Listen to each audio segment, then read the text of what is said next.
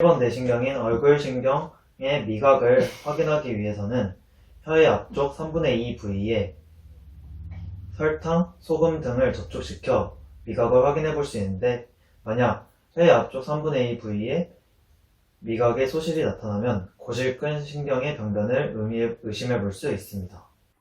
7번 내시경인 얼굴신경 검사를 위해 얼굴 표정근의 운동을 확인해 보겠습니다. 환자분은 눈썹을 올려주세요. 네, 됐습니다. 환자분은 눈을 감아보세요. 네, 됐습니다.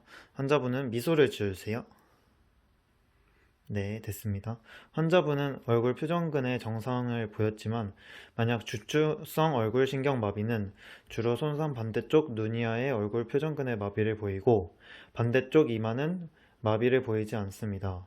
만약 말초성 얼굴신경마비일 경우 손상 쪽 얼굴 전체의 표정근의 마비를 보일 수 있습니다. 8번 내신경인 속기신경의 달팽이 계통 검사를 위해 청각 검사를 실시하겠습니다. 먼저 제가 환자분의 귀에 속삭여 보겠습니다. 혹시 제 목소리가 들리셨나요? 아니요, 들리지 않았습니다. 그러면은 중이병변 혹은 속기신경의 병변인지 확인해 보기 위해 웨버 검사와 린넨 검사를 실시하겠습니다. 웨버 검사는 제가 이 소리곱슬을 통해 환자분의 이마 가운데에 올려놓을 테니 양쪽 귀에서 똑같이 소리의 크기가 들리는지 확인해 주세요.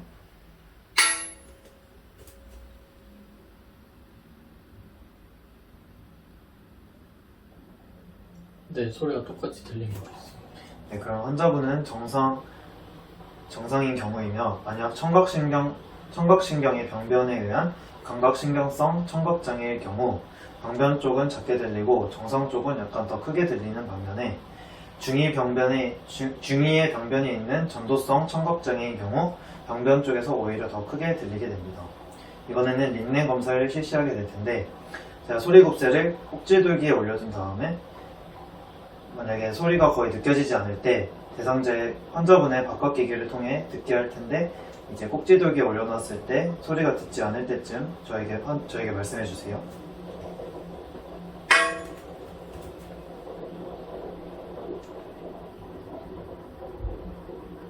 네, 안 들려요.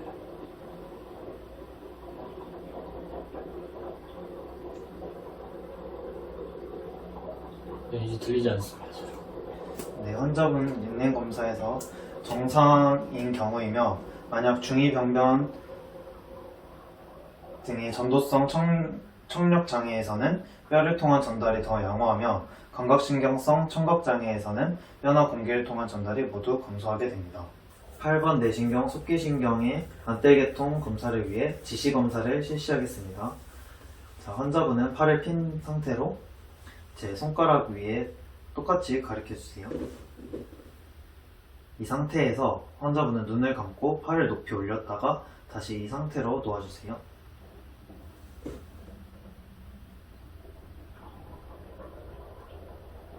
네, 됐습니다. 환자분은 정상 반응이나 만약 말초 안뜰 계통이나 안뜰 신경에 손상이 있으면 팔의 위치가 점점 손상 쪽으로 치우치는 경향이 있습니다. 8번 속기신경의 안뜰 계통의 평형감각 검사를 실시하기 위해 뒤꿈치 발가락 보행을 실시하겠습니다. 환자분은 뒤꿈치 발가락 보행을 실시해주세요.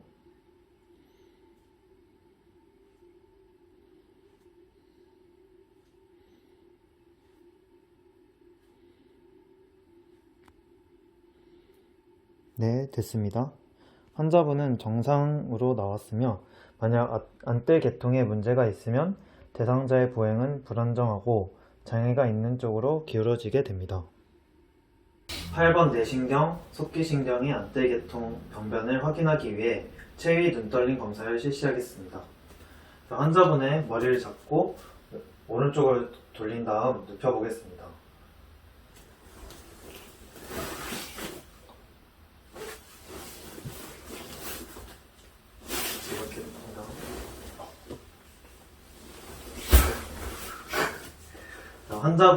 환자분은 눈떨림이 나타나지 않았으므로 정상이지만, 만약 눈떨림이 나타났을 경우 안뜰 계통의 병변을 의심해 볼 수 있습니다.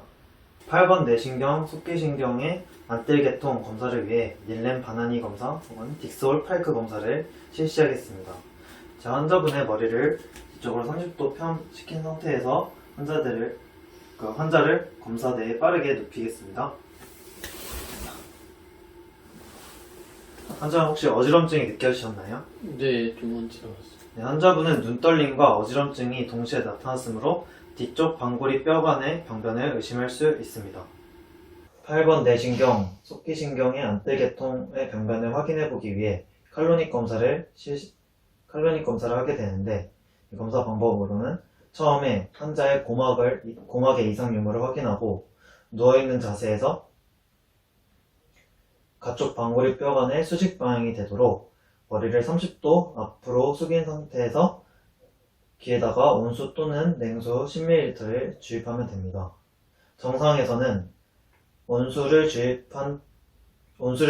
때 온수를 주입한 쪽으로 눈떨림이 발생하고, 냉수를 주입하게 되면 반대쪽으로 눈떨림이 발생하게 됩니다. 9번, 10번 뇌신경인 혀인두신경과 미주신경의 병변을 확인해 보기 위해 목젖과 물렁 입천자 운동을 하게 되는데, 검사 방법으로는 입을 벌려 아 소리를 낼 때 환자분의 목젖이 대칭인지 확인하고, 또 하나로는 서랍자로 물렁 입천장을 자극할 때 목젖이 반응이 어떤지를 확인해 보는 것이 있습니다.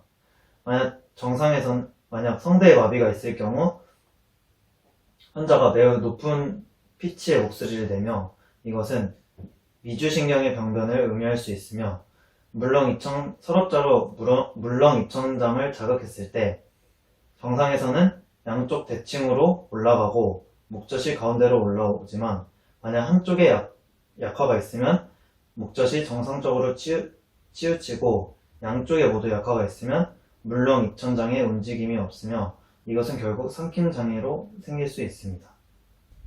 9번, 10번 뇌신경인 혀인두신경과 미주신경의 병변을 확인해 보기 위해 구역반사를 할 수 있습니다.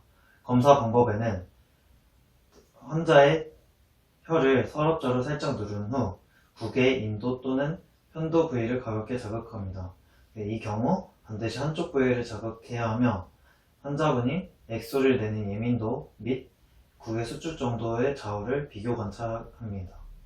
만약 자극에 대해 감각이 저하되어 있다면 혀인두신경의 병변을 의심해 볼 수 있고, 수축의 정도가 감소되어 있다면 미주신경의 병변을 의심할 수 있습니다. 만약 구역반사가 완전히 소실되어 있다면 혀인두신경과 미주신경을 동반한 병변을 의심해 볼 수 있습니다.